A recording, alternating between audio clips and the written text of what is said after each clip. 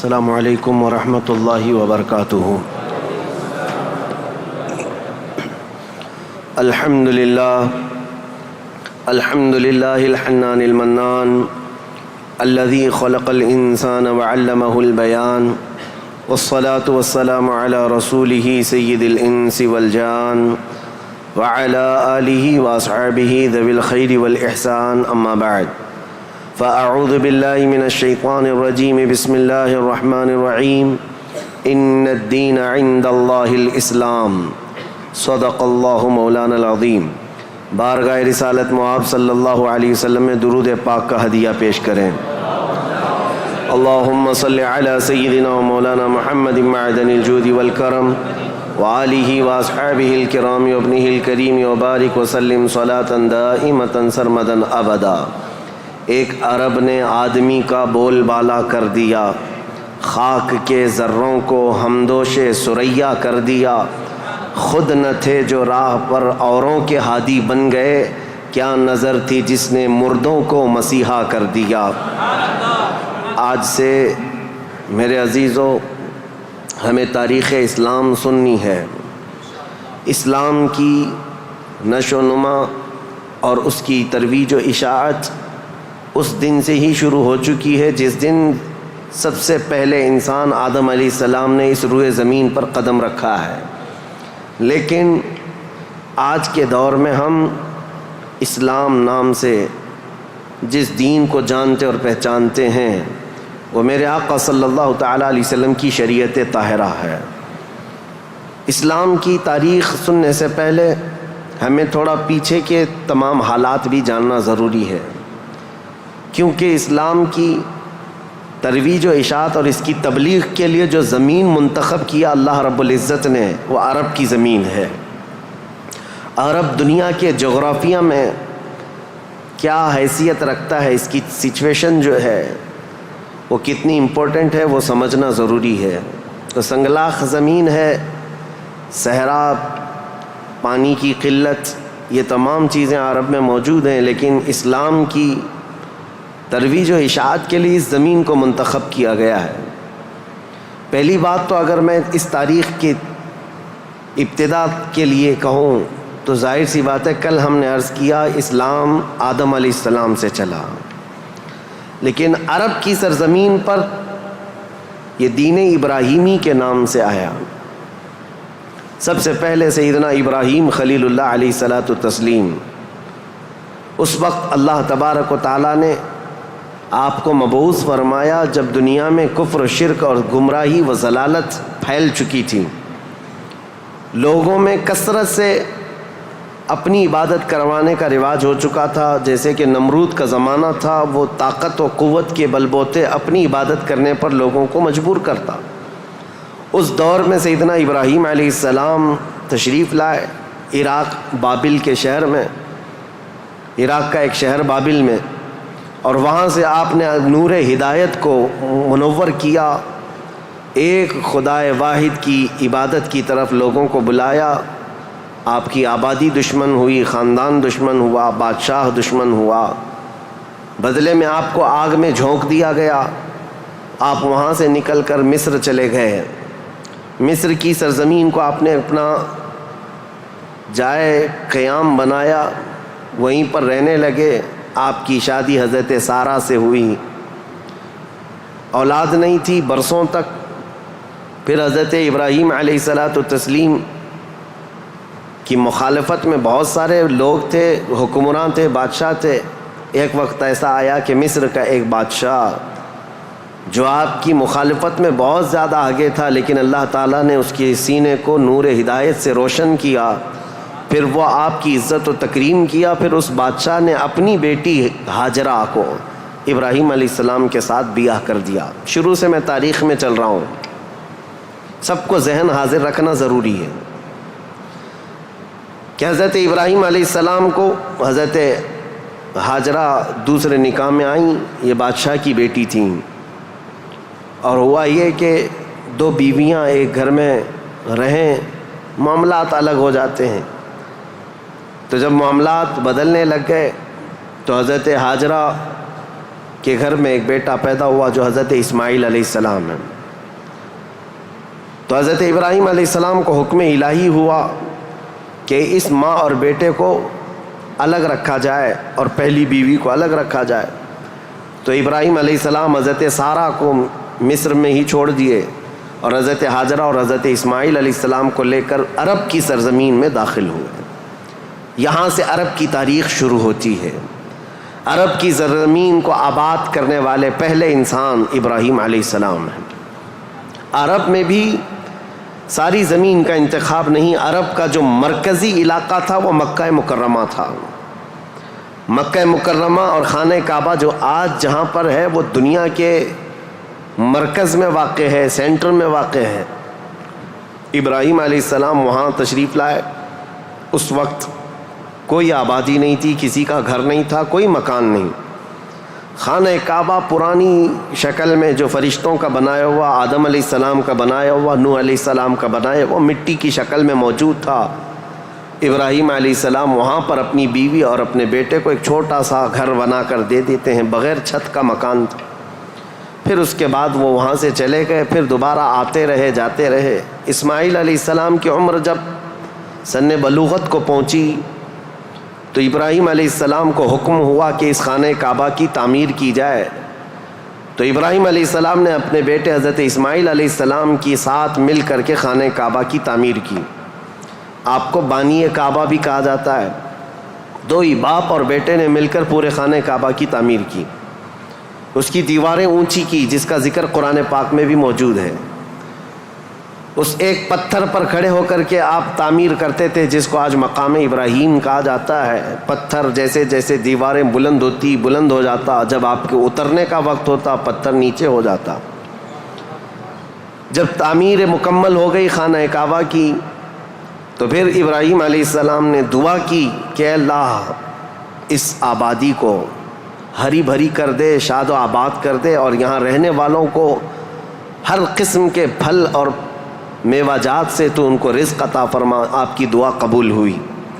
جو بے آباد علاقہ تھا، اب سنیں تاریخ کہاں سے شروع ہو رہی ہے. بے آباد علاقہ، کوئی آبادی نہیں تھی. ایک قبیلہ آیا جو تجارت کے لیے کہیں کا سفر کر رہا تھا. چونکہ وہاں پر زمزم کا کنواں بھی تھا. تاریخ میں آپ کو پتہ ہے حضرت اسماعیل علیہ السلام کی ایڑیوں سے زمزم کا کنواں نکلا، اور وہ پانی کا سوتا چشمہ ایسا تھا کہ کنٹینیو جاری، بلکہ آج تک جاری ہے.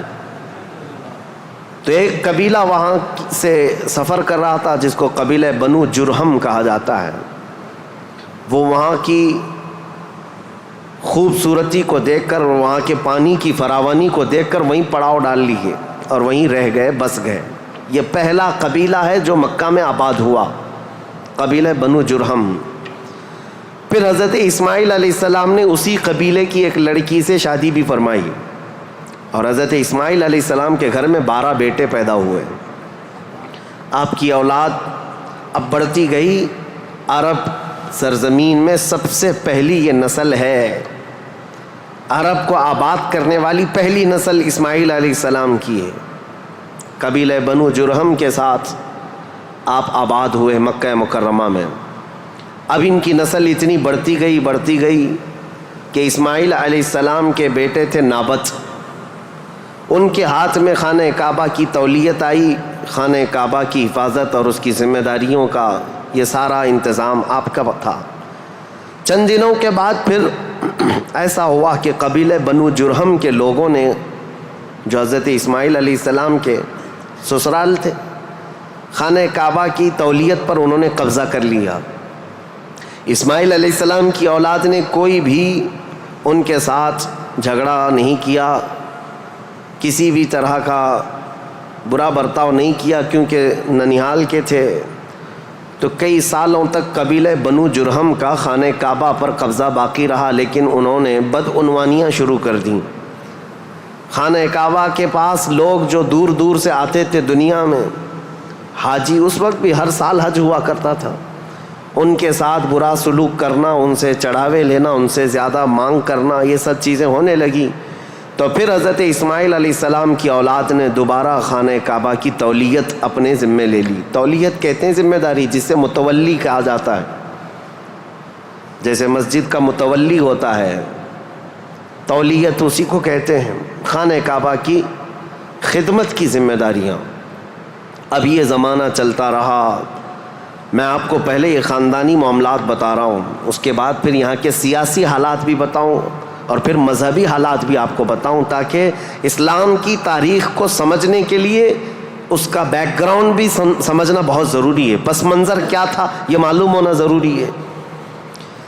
اب اسماعیل علیہ السلام کی اولاد میں عدنان ایک شخص پیدا ہوئے جو آل اسماعیل میں بہت ہی معزز انسان تھے۔ اکثر صحابہ کرام کا اور خود رسول اللہ صلی اللہ علیہ وسلم کا نسب حضرت عدنان تک پہنچتا ہے، وہ ہمارے آقا صلی اللہ تعالیٰ علیہ وسلم کے جد امجد بھی ہیں۔ عدنان نے مکہ مکرمہ کی ذمہ داریاں سنبھالی اور اس کے بعد اب آبادی اتنی بڑھ گئی کہ ان لوگوں کو تجارت کے لیے اور اپنے معیشت کے لیے، اپنے معاش کے لیے دور دور جانا پڑا، مکہ چھوڑ کر کے باہر جانا پڑا، آبادی بڑھتی چلی گئی مکہ مکرمہ کی۔ اور اس کے بعد زمانے کے صبح شام گردش لیل و نہار جس کو کہتے ہیں، آتے گئے ایسے کہ آل اسماعیل علیہ السلام کی اولاد کا قبضہ یا ان کی خدمت کا معاملہ خانہ کعبہ پر ڈھیلا پڑتا چلا گیا۔ پھر کوئی دوسرا قبیلہ آیا، بنو خزاعہ، انہوں نے خانہ کعبہ کی تولیت اپنے حصے میں لے لی۔ اب جو اصل تاریخ شروع ہوتی ہے وہ میں بتانا آ رہا ہوں۔ تو برسوں برس اسی طرح سے گزرتے گئے اور پھر ایک شخص پیدا ہوئے جن کا نام فہر تھا۔ یہ اسماعیل علیہ السلام کے اولاد میں فہر نام ہے۔ فہر کا ایک لقب تھا قریش، اور یہیں سے قریش خاندان کی ابتدا ہوتی ہے۔ قریش ان کا لقب تھا اور اصل نام تھا فہر بن غالب۔ تو حضرت فہر جو رسول اللہ صلی اللہ علیہ وسلم کے پردادا ہوتے ہیں، یہ پیدا ہوئے اور ان کی اولاد ہوئی، اور اس کے بعد اب قریش خاندان کی ابتدا ہوئی، لیکن جگہ جگہ یہ لوگ منتشر ہو گئے، کچھ مکہ میں رہے، کچھ باہر رہے، لیکن خانہ کعبہ کی تولیت کی اور وہاں کا سارا قبضہ جو ہے بنو خزاعہ قبیلے کے ہاتھ میں تھا۔ پھر زمانہ بدلتا ہوا یہاں تک پہنچا کہ اسماعیل علیہ السلام کی اولاد میں یعنی قریش خاندان میں ایک شخص پیدا ہوئے جن کا نام قصی تھا۔ یہ تاریخ کے بہت اہم آدمی ہیں، بہت اہم ترین شخصیت ہیں قصی۔ ساری سیاست عرب کی وہیں جا کر ختم ہوتی ہے۔ قصی ایک کلاب کے بیٹے تھے، لیکن ایسا ہوا کہ باپ کا انتقال جلدی ہو گیا۔ قصی جو ہے بنو عزرہ قبیلے میں ہی پرورش پائے، اپنے ننیال میں جوان ہوئے تو آپ کو بتایا گیا کہ تمہارا خاندان تو اسماعیل علیہ السلام کا خاندان ہے اور خانہ کعبہ کے وہ ذمہ دار رہے ہیں، متولی رہے ہیں۔ تو وہ اپنے ننیال کو چھوڑ کر کے جب مکہ آئے تو قصی یہ جوان تھے، بھرے جوان تھے۔ آتے ساتھ ان کے اندر وہ ہنر تھا، پیشانی میں وہ چمک تھی کہ جو دیکھتا دیکھتا رہ جاتا۔ ظاہر سی بات ہے وہ چمک کسی اور کی نہیں تھی، وہ نور مصطفیٰ کی تھی۔ قصی نے آتے ساتھ ہی لوگوں کو اپنی طرف مائل کر لیا، لوگ جوق در جوق قصی کے گرویدہ ہو گئے۔ پھر قصی نے سارے قریش کو جو ادھر ادھر منتشر تھے سب کو مکہ میں جمع کر دیا، اور بنو خزاعہ قبیلے کے ہاتھ میں جو خانہ کعبہ کی تولیت تھی اس کو حاصل کر لیا۔ اب دوبارہ حاصل کرنے کے بعد اب تک مکہ مکرمہ میں یا خانہ کعبہ کی خدمت اور حرم میں جو معاملات چلتے تھے وہ یوں ہی چلتے تھے۔ جو ذمہ دار ہے اس نے جو دیکھ لیا وہ کر لیا، لیکن قصی نے باضابطہ ڈپارٹمنٹ بنائے، شعبے بنائے، حکومت کا اسٹیبلشمنٹ جس کا طرح ہوتا ہے پورا انہوں نے بنایا۔ انہوں نے ذمہ داریاں بانٹیں، سقایا، رفادہ، سدانہ، یہ سب نام رکھے گئے ہیں، یعنی انہوں نے شعبے ایسے بانٹ دیے، ڈپارٹمنٹ تبدیل کر دیے گئے کہ یعنی کئی قبیلوں کو جمع کیا مکہ میں اور کہا جب کبھی کہیں جانے کی ذمہ داری ہوگی، جھنڈا اٹھانے کی ذمہ داری، وہ ایک بہت اہم ذمہ داری ہوتی تھی، وہ ایک قبیلے کو سونپ دیا۔ اور ہر سال جو حاجی آتے ہیں مینا میں ان کو پانی پلانا اور کھانا کھلانا، اس کو سقایا کہا جاتا تھا، وہ ایک قبیلے کی ذمہ داری دے دی گئی، سقایا، یہ ڈپارٹمنٹ پوری منسٹری ہو گئی۔ اور اس کے بعد رفادہ، یہ ایک ذمہ داری ہے. جو حاجی آیا کرتے ان کو پیسوں کی ضرورت ہوتی، کہیں دور دراز سے سفر سے آئے ہوتے ان کی مالی مدد کی ضرورت ہوتی، وہ ایک خاندان کے ہاتھ میں دے دیا گیا. یہ رفادہ ایک منسٹری کا نام ہے، وہ اس منسٹری کے ذمہ دار ایک قبیلے کو بنایا. پھر اس کے بعد سدانہ، خانہ کعبہ کی حفاظت، اس کے غلاف کو تبدیل کرنا، اس کی چابی کی ذمہ داری، اس کو کھولنا بند کرنا، اس کی صفائی کرنا، وہ بھی ایک قبیلے کے ذمے میں دے دیا. وہ باضابطہ ایک منسٹری بنائی گئی، ایک وزارت تھی. اور اس کے علاوہ تقریباً انہوں نے 26 منسٹریاں بنائی تھیں، شعبے بنائے تھے. کون؟ حضرت قصی. یہ دنیا میں سب سے پہلے اس طرح شعبے جات کو تقسیم کر کے، جیسے ایک جمہوری نظام ہوتا ہے، ایک ڈیموکریسی نظام ہوتا ہے، اس طرح سے آپ نے بنایا. اور حضرت قصی کی یہ مہارت تھی کہ پورے عرب میں آپ کا، بلکہ ہر جگہ آپ کا چرچا ہونے لگا. اور حضرت قصی نے اس چیز کو اتنے اونچے لیول تک لے جا کر وہاں مکہ مکرمہ کو پوری دنیا میں متعارف کیا کہ لوگ یہاں کی خدمتیں دیکھنے کے لیے آیا کرتے تھے. ہر قبیلے کو الگ ذمہ داریاں تھیں. یہ تاریخ ہے. اس کے بعد قصی جلدی ہی انتقال کر گئے، حالانکہ ان کو زیادہ وقت نہیں ملا، ان کا زیادہ وقت نہیں تھا. ان کی شادی ہوئی. شادی ہونے کے بعد ان کے گھر جو بیٹے پیدا ہوئے ہیں وہ 2 بیٹے تھے، ایک عبد الدار اور ایک عبد مناف. قصی نے اپنی ساری ذمہ داریاں، اپنی جانشینی عبد مناف کو دے دیا. عبد مناف یہ بہت ہی پاکیزہ اخلاق کے انسان تھے اور لوگوں میں بہت ہی معزز تھے، مکرم تھے. عبد مناف کے ذمے میں جو کام آئے تھے وہ جس طرح ان کے باپ قصی نے بانٹے تھے. اس کے بعد عبد مناف کے بیٹے پیدا ہوئے جو عرب قبیلوں میں نہیں، قریش خاندان میں سب سے افضل انسان سمجھے جاتے تھے، وہ حضرت ہاشم ہیں.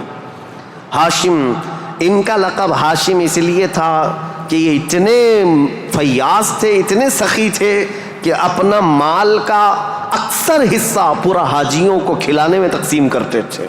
ایک بار عرب میں قحط پڑ گیا تھا، لوگ بھوکے تھے اور لوگوں کے پاس مال و دولت کی کمی بہت زیادہ آ گئی.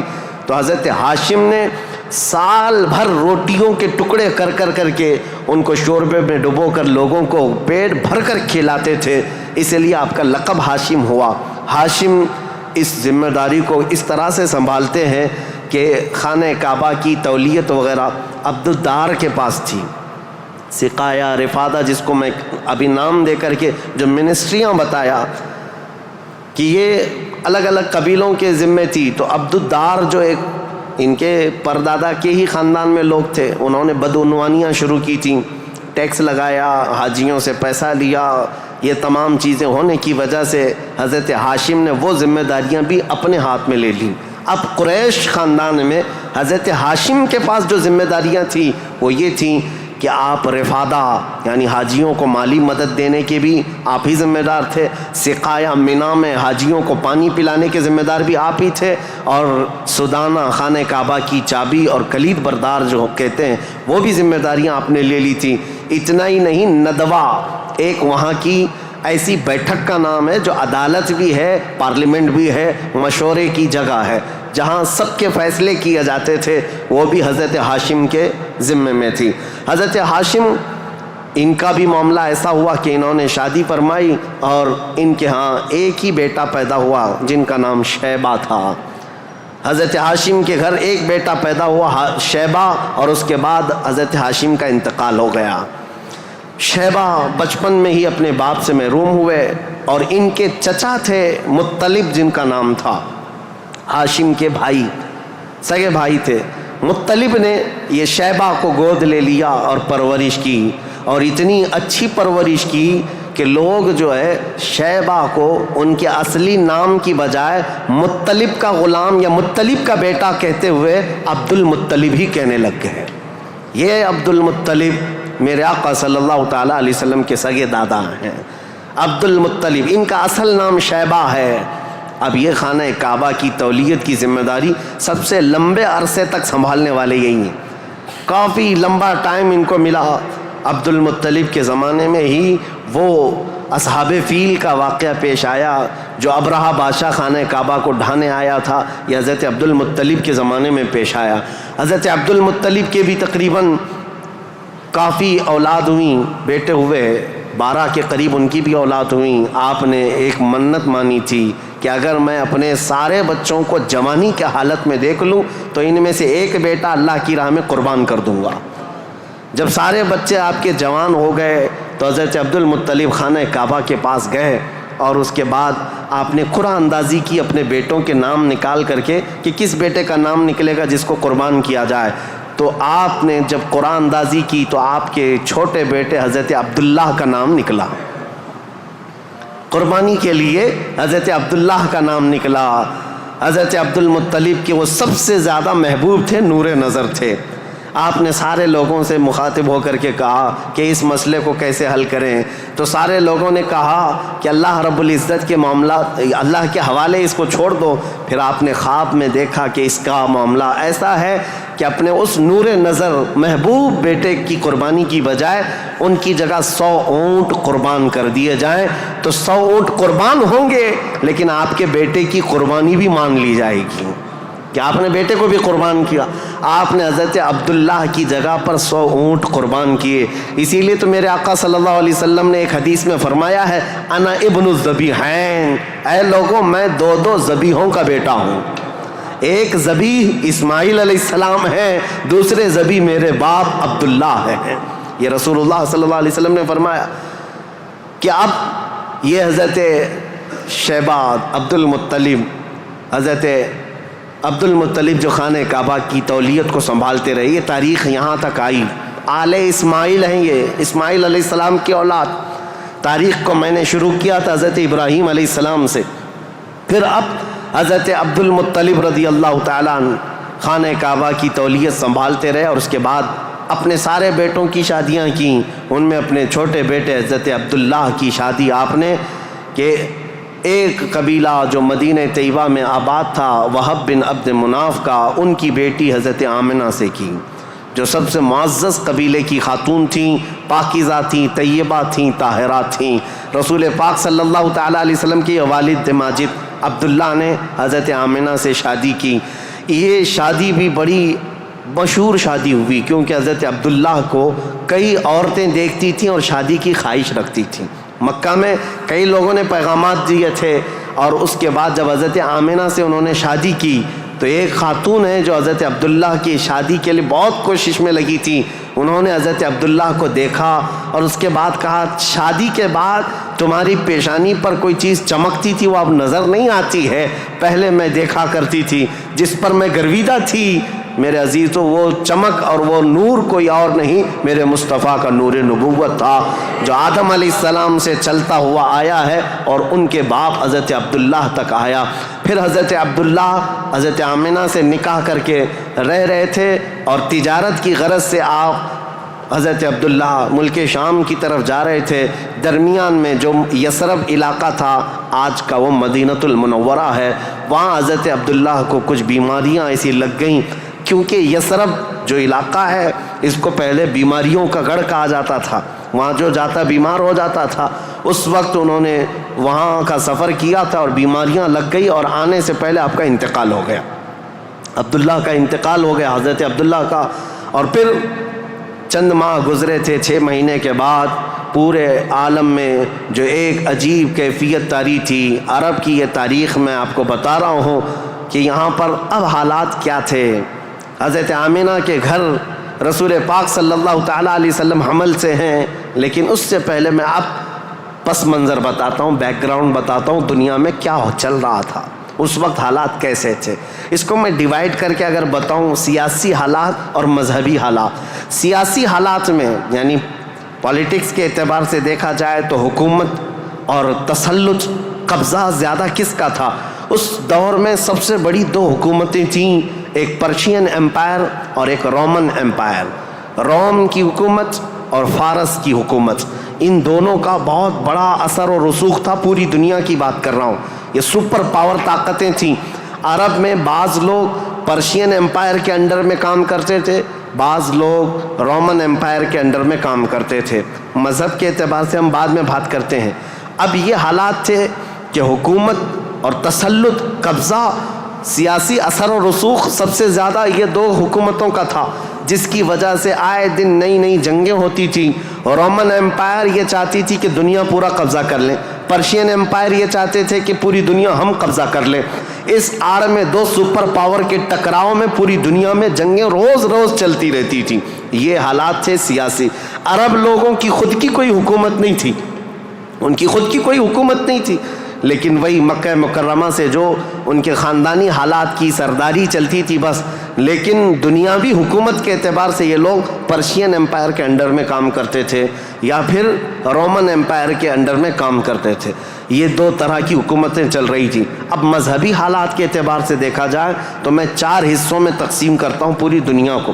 4 حصوں میں فارس، جس کو آج پرشیا کے ہیں آپ، ایران جو آج کے دور کا ہے، اس کی سرحدیں اور بھی بڑی تھیں، بلند تھیں.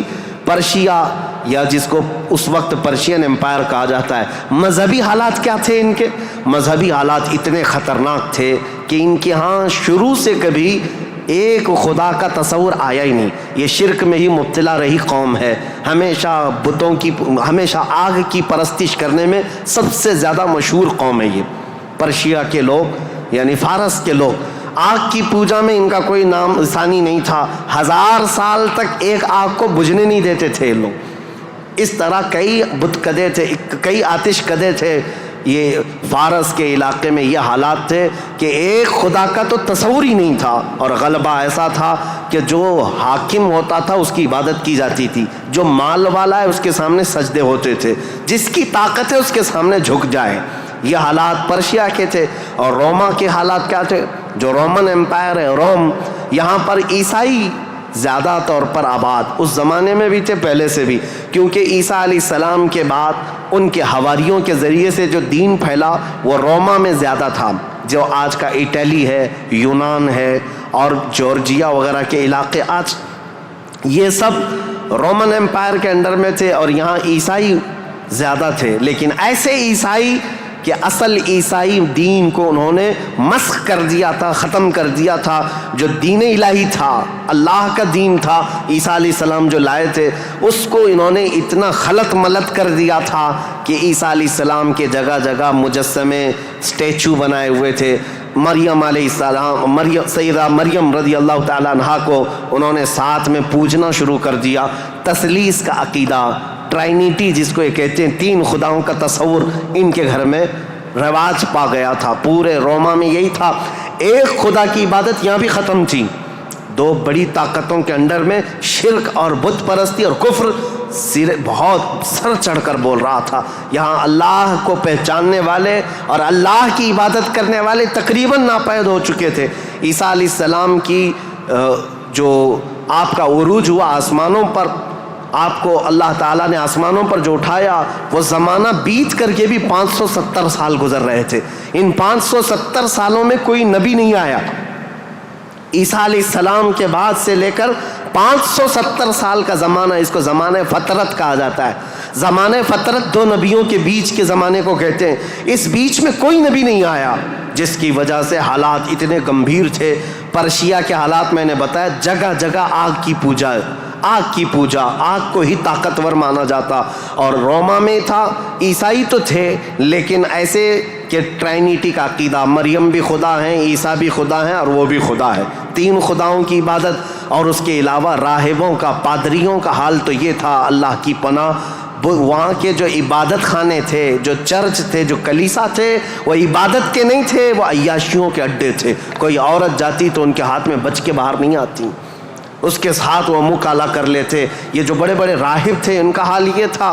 اور وہ سیاست میں بھی اس طرح ملوث تھے کہ جب تک کنیسہ میں یعنی چرچ میں کوئی شخص مال نہ لا کر کے دے، اس کے لیے بددعائیں کرتے تھے، اس کی تباہی کا انتظام کرتے، بلکہ فوج کی سرکشی کے ساتھ ایسے لوگوں کو مار کر ختم بھی کر دیتے تھے. اور اس کو کہتے تھے کہ یہ جس کو جس طرح آج ہم یہاں پر دیکھ رہے ہیں دھرم دروہی ہے، دین چھوڑا ہوا آدمی ہے.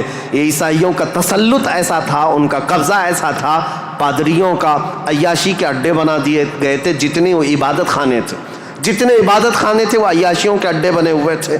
اور ان کے ہاں یہ سب چیزیں عام، جو اخلاق دینے آئے تھے، جو اچھا مزاج دینے آئے تھے، وہی ان کے علماء، ان کے راہب پورے ایسے تسلط کے ساتھ گندگیاں پھیلا چکے تھے. یہ روما کے حالات تھے, پرشیا کے حالات وہ تھے.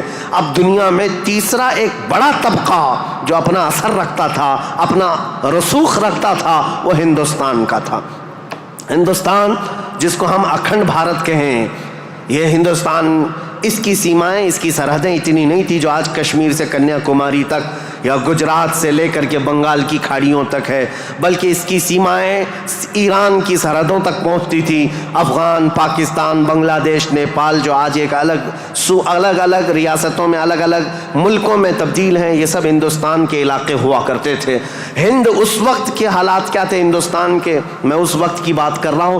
عیسیٰ علیہ السلام کے عروج آسمانی کے 570 سال کے بعد ہندوستان کے حالات بڑے دیگرگوں تھے, کیونکہ یہاں پر بھی شروع سے بت پرستی بہت زیادہ تھی. بلکہ تاریخ نگاروں نے لکھا ہے اس وقت ہندوستان کی آبادی اگر 1 کروڑ تھی تو یہاں کے خدا جو بنائے گئے تھے وہ 2 کروڑ تھے. یعنی انسانوں کی آبادی سے بڑھ کر کے خدا تراشے گئے تھے. ہر قبیلے کا نہیں, ہر خاندان کا نہیں, بلکہ ہر انسان کا 2 خدا, 3 خدا, 4 خدا, جس کی جیسی حیثیت ویسے خدا بنائے ہوئے تھے. اور یہاں پر اخلاقی حالات اگر دیکھے جائیں تو وہ بھی اس طرح کہ جیسے کل بھی میں نے بتایا تھا, کاسٹزم میں یہ لوگ ایسے ملوث تھے کہ برہمن الگ, شودر الگ, دلت الگ, چھتریہ الگ, یہ سب چیزوں کو کاسٹ میں بدل کر کے, ایسے کہ کسی دلت کو ایک مقدس کتاب چھونے کی بھی اجازت نہیں ہوتی, برہمن سے مصافحہ کرنے کی بھی اجازت نہیں ہوتی. اگر کسی دلت نے برہمن کی لڑکی کو چھو بھی لیا تو اس کا ہاتھ کاٹ دیا جاتا, اور اگر گیتا کے شلوک سن لیتا تو اس کے کان میں کھولتا ہوا تیل ڈال دیا جاتا تھا. یہ سب حالات یہاں کے تھے. یعنی اخلاقی پستی, اخلاقی گراوٹ یہاں پر بھی تھی. روما کے حالات بھی اچھے نہیں تھے, پرشیا کے حالات بھی اچھے نہیں تھے, ہندوستان کے حالات بھی. اور عورتوں کے لیے تو یہ اس قدر سخت تھے, اللہ اکبر. یہاں کسی عورت کا شوہر مر جاتا تو عورتیں ساتھ میں اپنے شوہر کی چتا کے ساتھ آگ لگا لیتی, جس کو ستی کہا جاتا تھا. ستی ایک رسم ہے, تاریخ میں آج بھی موجود ہے. بیوہ عورت کو جینے کا حق نہیں تھا. بیوہ عورت اپنے شوہر کی آگ کے ساتھ خود بھی جل جاتی تھی, وہ چاہے جوان ہو, چاہے 2 مہینے کی دلہن کیوں نہ ہو, اسے جلا دیا جاتا. چند سالوں کے بعد پھر جلانے کا رواج ختم ہوا, پھر بیوہ عورت کو جنگلوں میں بھیج دیا جاتا کہ وہ وہاں رہے, وہیں آباد رہے. اس کا گھر میں آنا اب شگن. آج تک یہ بری روایت موجود ہے, جاہلوں کے آج بھی پائی جاتی ہے, غیر مسلموں کے ہاں کہ اگر کوئی بیوہ عورت اچھے تقریبات میں شامل نہیں ہو سکتی, اچھے فنکشنز میں نہیں آ سکتی, کھانے پکانے کے وقت نہ آ جائے, یہ اب شگن ہو جائے. عورت اگر حیض اور نفاس کے عالم میں ہو تو اس وقت تو اس کے ساتھ جانوروں سے بدتر سلوک ہوتا. اس کا گلاس الگ, اس کا برتن الگ, اس کا کھان پان الگ, بلکہ جانوروں کا جس طرح سے الگ رکھا جاتا تھا عورت کا بھی الگ رکھا جاتا تھا. عورت کو پستی کی طرف دھکیل دیا گیا تھا. یہ تاریخ یہاں کی تھی, ہند کی. 3 بڑے طبقے دنیا کے میں بتا رہا ہوں, ایک روما میں, ایک پرشیا میں, ایک ہندوستان میں. اخلاقی پستی اس قدر تھی, کفر و شرک غالب تھا, اور اس کے علاوہ اب چوتھی ایک قوم بچتی ہے. ان سب کے بیچ میں اگر کوئی تھوڑی بہت شدھ بدھ رکھتی تھی, کوئی تھوڑا بہت اچھا مزاج رکھتے تھے, تو اس زمانے میں عزت تھی, تو وہ بنی اسرائیل کی تھی جو یہودی تھے, بنی اسرائیل. لیکن ان کے حالات ایسے تھے کہ غرور اور گھمنڈ ان کو اتنا تھا کہ وہ یہ کہتے تھے کہ پوری روئے زمین پر سب سے افضل لوگ ہم ہیں, اللہ کے محبوب ہم ہیں, اللہ کے بیٹے ہم ہیں, ہم کو اللہ کبھی عذاب نہیں دے گا, کبھی اللہ ہم کو آگ نہیں دکھائے گا. یہ سب اتنا غرور تھا اپنے افضل ہونے کا کہ کوئی نبی آتے تو ان نبیوں کا قتل بھی کر دیتے. ان بنی اسرائیل نے, یہودیوں نے 10,000 کے قریب نبیوں کا قتل کیا ہے, 10,000 کے قریب نبیوں کا قتل کیا یہ بنی اسرائیل. اور اللہ کی لعنت ان پر ایسی, اللہ کا غضب ان پر ایسا, غیر المغضوب علیہم ولا الضالین پڑھتے ہیں آپ. اور قرآن پاک میں اللہ تعالیٰ نے فرمایا ہے کہ اللہ وباءوا بغضب من اللہ, وہ اللہ کے غضب کے ساتھ لوٹی ہوئی قوم ہے. یہودی جو تھے بنی اسرائیل, اس دور میں ان کا حال یہ تھا کہ تھوڑے بہت یہ بت پرستی تو نہیں کرتے تھے, دوسرے خداؤں کی طرف جھکتے تو نہیں تھے, لیکن سود خوری ان کی فطرت میں داخل تھی. سود اتنا کھاتے تھے کہ کسی بھی غریب کی زندگی تباہ و برباد کر دیتے. سود کا نظام سب سے زیادہ یہ یہودیوں کی طرف سے، اور آج بھی پوری دنیا کو کریڈٹ کے پلیٹ فارم پر لا کر کھڑا کرنے والی قوم کوئی اور نہیں، یہ اسرائیلی ہیں، یہ یہودی ہیں. پوری دنیا کو کریڈٹ بانٹ کر کے، ان کو قرضہ دے کر کے، ادھار دے کر کے اس پر نفع لینا، اس پر انٹرسٹ کمانا، یہ یہودی فطرت میں داخل تھا. اور یہ سود کی لعنت ان کے ساتھ آج سے نہیں پہلے سے ہے. اس کو حلال سمجھ کر کے کھاتے ہیں، اس کو ترہ امتیاز سمجھتے ہیں، اور یہ سمجھتے ہیں یہ ہماری عقل مندی ہے، ہماری دانائی ہے کہ ہم پوری دنیا کا مال اپنی طرف کھینچ لیتے ہیں. اس کو وہ اپنی عقل مندی سمجھتے ہیں، جبکہ اللہ کا غضب ہے ان کے ساتھ. یہ چوتھی قوم تھی جو برائیوں میں ملوث تھی، سود خوری میں ملوث تھی، نبیوں کا قتل، بلکہ کتابوں کو یوں پھینک دیتے، اگر ان کے مزاج کے مطابق کوئی مسئلہ نہیں ملتا تو پھینک دیتے اور کہتے یہ کتاب اللہ کی ہے نہیں. تورات کو نہیں مانتے، تلمود کو نہیں مانتے، جس کو آج اولڈ ٹیسٹمنٹ کہا جاتا ہے، یا بائبل کو نیو ٹیسٹمنٹ جو انجیل ہوا کرتی، ان کتابوں کو پھینک دیتے. ان کے مزاج کے مطابق اگر آیتیں ملتی تو ٹھیک ہے، نہیں تو پھینک دیتے. یہ چوتھی قوم تھی. اب دنیا کی یہ حالات تھے، دنیا میں یہ حالات جہاں جہاں دیکھیں عورتوں کا استحصال یا پھر زنا، شراب نوشی، یہ سب عروج پر تھے. روما میں، پرشیا میں، ہندوستان میں اور بنی اسرائیل یہودیوں کے درمیان. اب جو پانچویں قوم الگ بنتی ہے وہ عرب کی سرزمین پر تھی. عرب لوگ تھے، عرب جو آل اسماعیل ہیں، اسماعیل علیہ السلام کی اولاد. یہ آئے تھے اللہ تعالیٰ کے منتخب زمین پر، لیکن کثرت سے ان کے ہاں بھی برائیاں گھر کر گئی تھیں.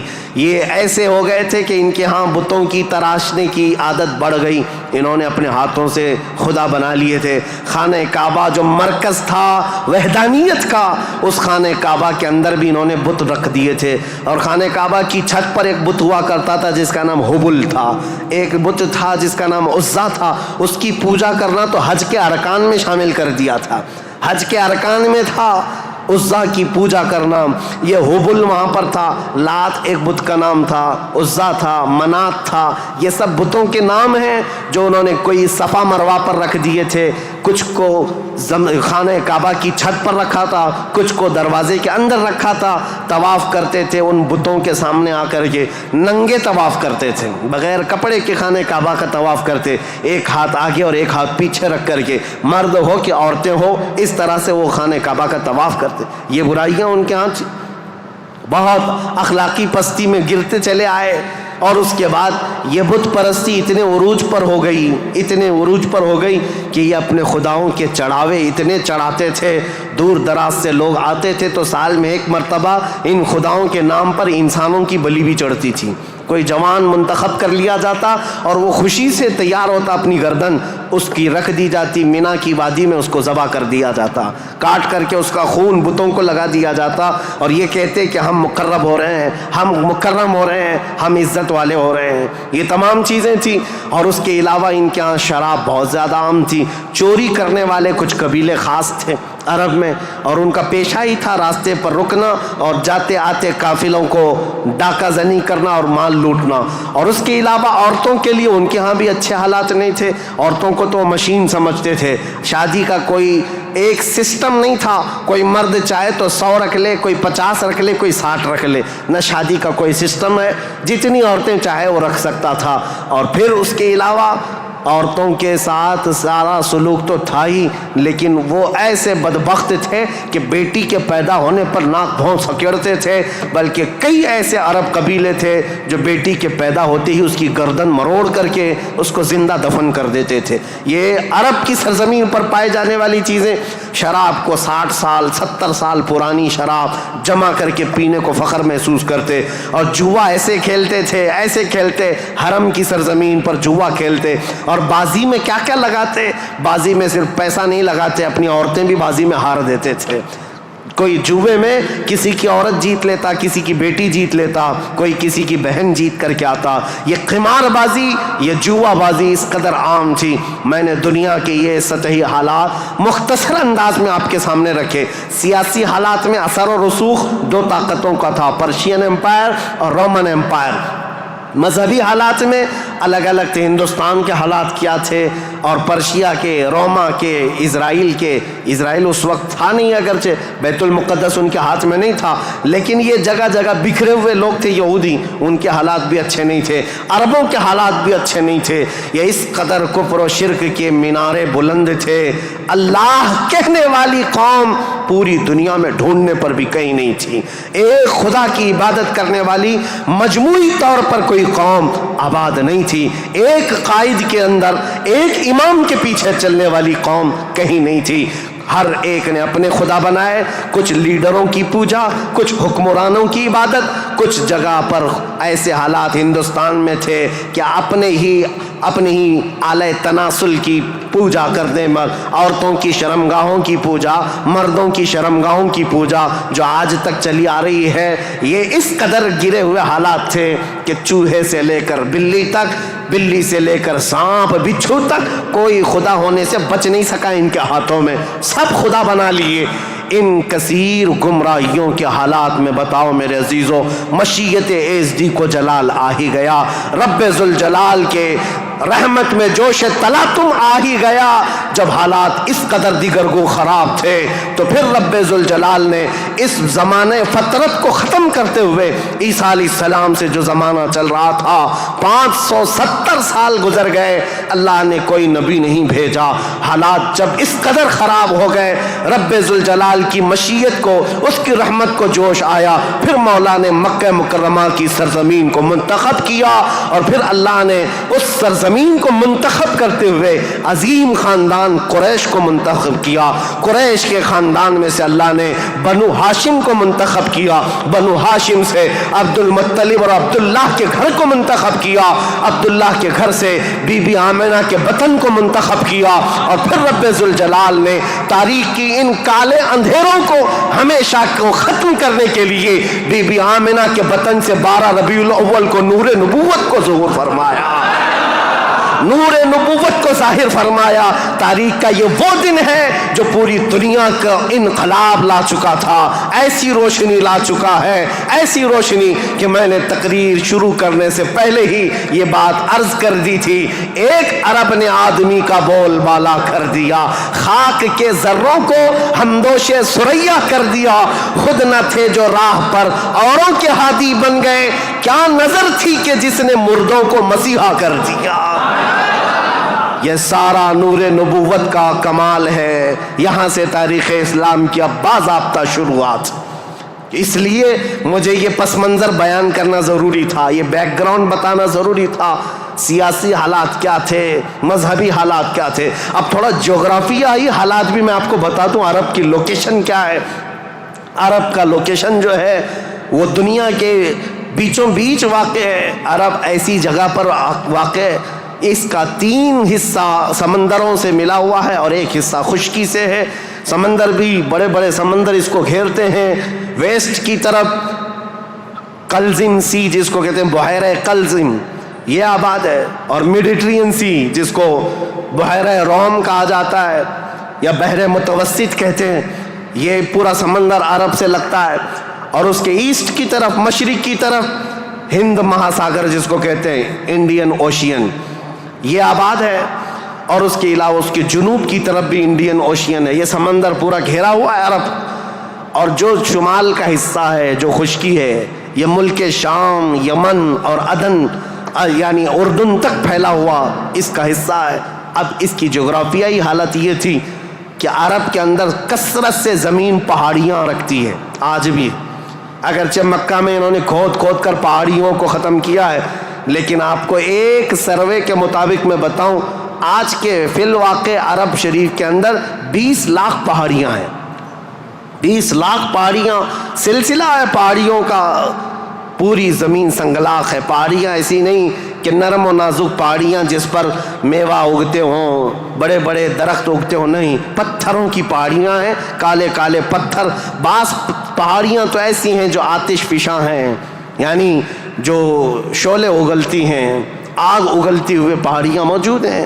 عرب کی سرزمین ان پہاڑیوں سے بھری ہوئی ہے. اور ندی کے نام پر کوئی ندی نہیں. پانی کی قلت بہت کثرت سے، اگرچہ 3 طرف سے سمندر ہے لیکن زمین ایسی خشک ہے کہ عرب میں کوئی سرزمین پر سبزہ نہیں اگتا تھا، کھیتی باڑی نہیں ہوتی تھی. بارش کا حال یہ ہے کہ سال میں اگر 2-4 دن آ گئی تو ٹھیک ہے. ہمارے ہاں تو باضابطہ موسم چل رہا ہے، وہاں موسم آیا ہی نہیں کرتا، کبھی بوندا باندی ہو گئی. یہ برسوں سے ہے. عرب کی سرزمین خشک ہے اور ہوا اور وہاں کی فضا کے اعتبار سے نہایت ہی گرم مانی جاتی ہے. آج اس سال ہم لوگوں نے حج کی سعادت جو حاصل کی، عرفات کے میدان میں 48 ڈگری چل رہی تھی گرمی. 48 ڈگری کی گرمی میں حاجیوں نے حج ادا کیا ہے. ہمارے یہاں 37 ڈگری 38 ڈگری آ جائے تو ہا ہو کرتے ہیں اور ہم باہر نکلنے کو پسند نہیں کرتے. وہاں 48 ڈگری میں بغیر چھت کے حجاج کرام حج کرتے رہے. اسی لیے عربوں کی سرزمین جو ہے نہایت گرم مانی گئی ہے. سرزمین پتھریلی اور زمین سوکھی، سبزہ نہیں اگاتی، بارش نہیں آتی، اوپر سے گرمی اتنی پھینکتا ہے سورج، چلچلاتی ہوئی دھوپ. اس فضا کا اثر طبیعت پر ہوتا ہے. آپ یہ سوچ رہے ہوں گے کہ یہ ویدر بتانے کی ضرورت آج کیا ہے؟ ضرورت ہے. موسم کے اعتبار سے انسانوں کی طبیعت میں فرق آتا ہے. جیسا موسم ہوتا ہے انسانوں کی طبیعت میں اثر پیدا ہوتا ہے. زمین کا بھی اثر ہوتا ہے، مٹی کا اثر ہوتا ہے، موسم کا اثر ہوتا ہے. عرب میں کثرت سے پہاڑیاں، سخت قسم کے پتھر، آج کی ہائی ٹیکنالوجی کے بڑے بڑے بلڈوزر لگ جاتے ہیں، مہینوں تک کھودتے ہیں تو تھوڑا بہت حصہ بھی کٹ نہیں پاتا. ہم تو تقریباً 10 سال سے ایک پہاڑ کو کھودتے ہوئے دیکھ رہے ہیں، ابھی بھی عرب میں وہ کھود ہی رہے ہیں بلڈوزر. جبکہ ان لوگوں کے ہاں ٹیکنالوجی ہمارے ہاں کی طرح کی نہیں ہے.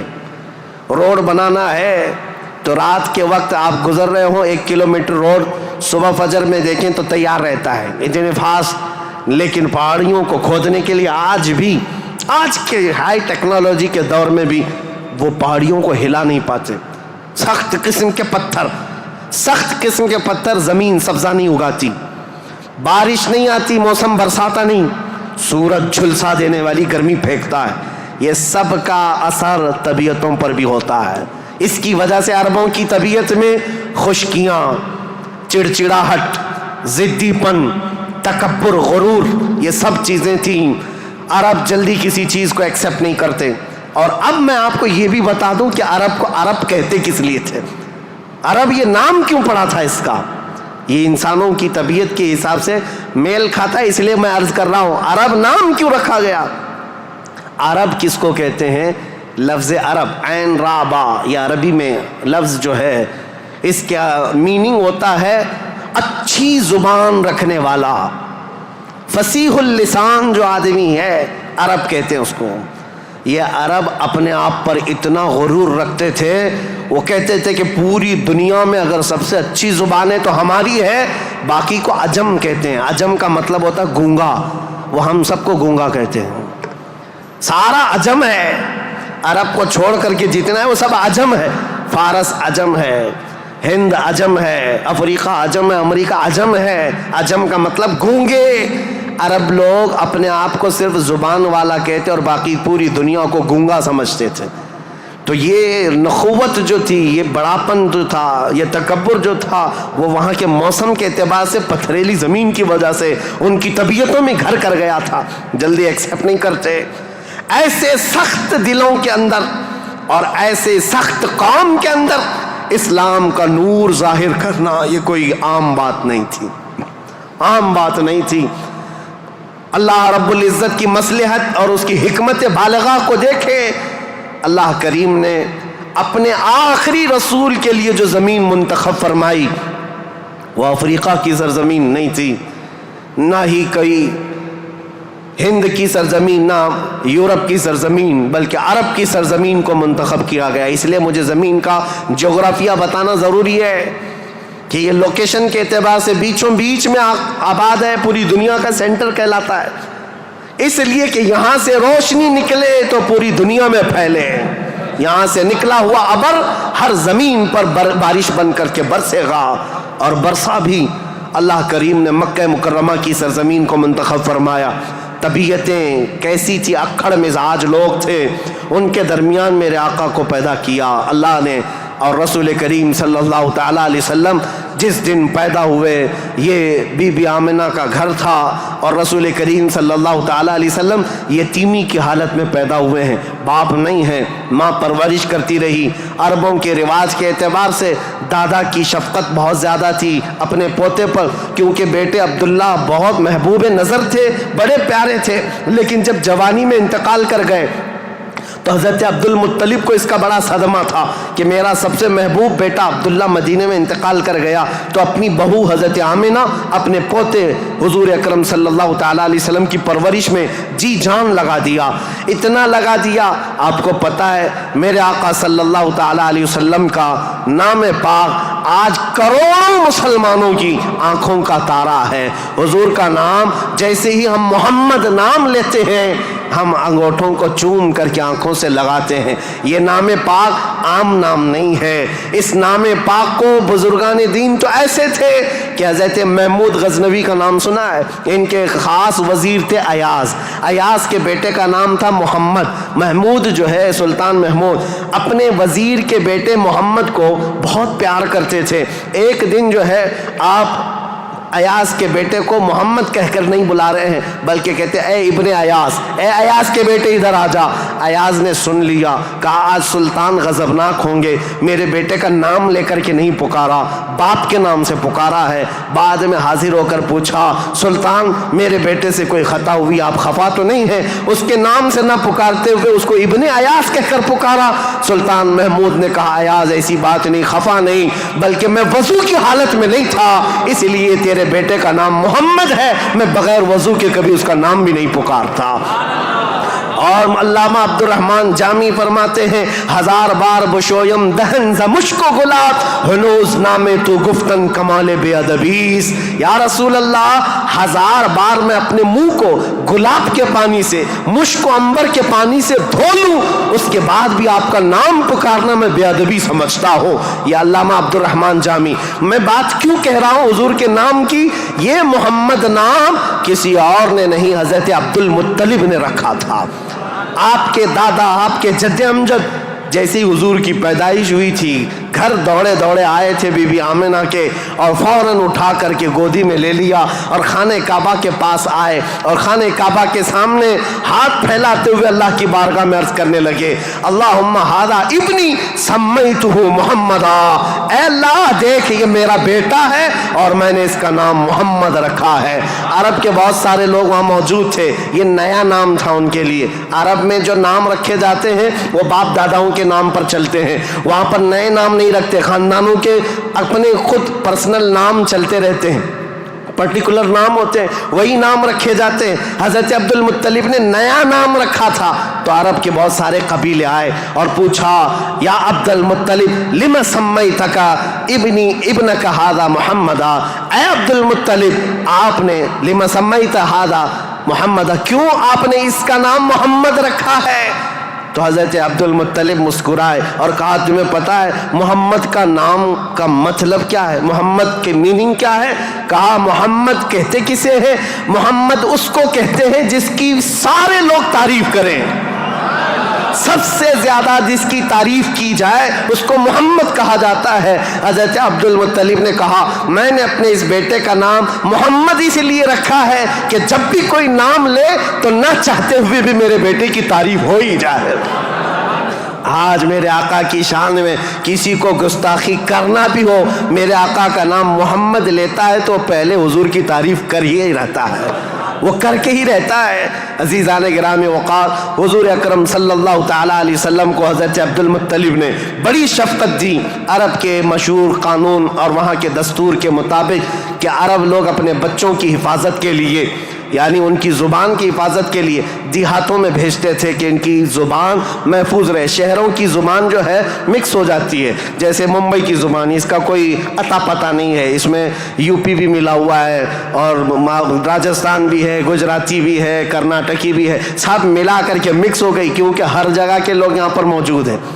یہ شہر ہے اور شہروں میں ہر علاقے کے لوگ آتے ہیں، اپنی اپنی تھوڑی تھوڑی سی باتیں اس میں داخل کر دیتے ہیں اور یہ ایک مکسچر لینگویج بن جاتی ہے۔